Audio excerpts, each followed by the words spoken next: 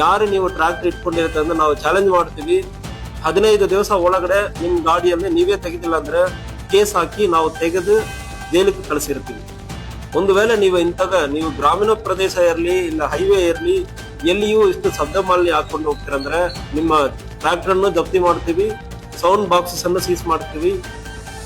Police ಇಲಾಖೆಯಿಂದ last ಈಗ 17 ದಿವಸ ಆಗ್ತಾ ಇದೆ.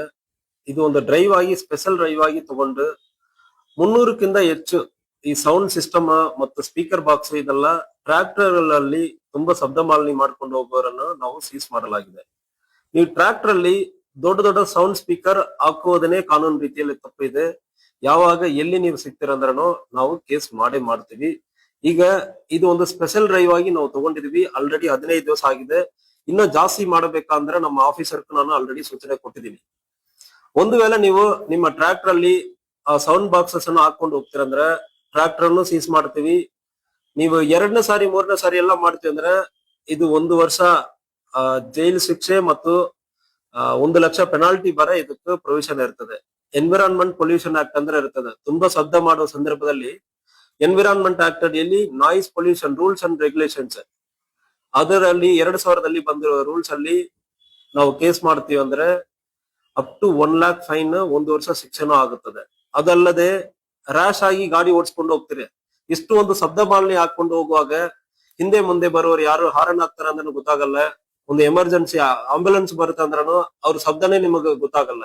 ಅದಲ್ಲದೆ ನೀವು ಇಷ್ಟು ಶಬ್ದ ಮಾಡುವಾಗ ಸುತ್ತಮುತ್ತ ಹೋಗುವವರು ಬೇರೆ ಗಾಡಿಯವರ ಹಾರನ್ ಮಾಡೋದು, ಓವರ್ಟೇಕಿಂಗ್ ಮಾಡೋದು, ಇದರೆಲ್ಲದಲ್ಲಿ ಸಮಸ್ಯೆ ಆಗ್ತದೆ. ಒಂದು ವೇಳೆ ನೀವು ಗ್ರಾಮೀಣ ಪ್ರದೇಶ ಇರಲಿ ಇಲ್ಲ ಹೈವೇ ಇರಲಿ ಎಲ್ಲಿಯೂ ಇಷ್ಟು ಶಬ್ದ ಮಾಲಿನ್ಯ ಹಾಕೊಂಡು ಹೋಗ್ತೀರಂದ್ರೆ ನಿಮ್ಮ ಟ್ರ್ಯಾಕ್ಟರ್ ಅನ್ನು ಜಪ್ತಿ ಮಾಡ್ತೀವಿ, ಸೌಂಡ್ ಬಾಕ್ಸಸ್ ಅನ್ನು ಸೀಸ್ ಮಾಡ್ತೀವಿ. ಪ್ರತಿ ದಿವಸ ನಮ್ಮ ಪೊಲೀಸ್ ಇಲಾಖೆಯಿಂದ ಇದನ್ನು ನಾವು ಮಾಡ್ತಾ ಇದೀವಿ.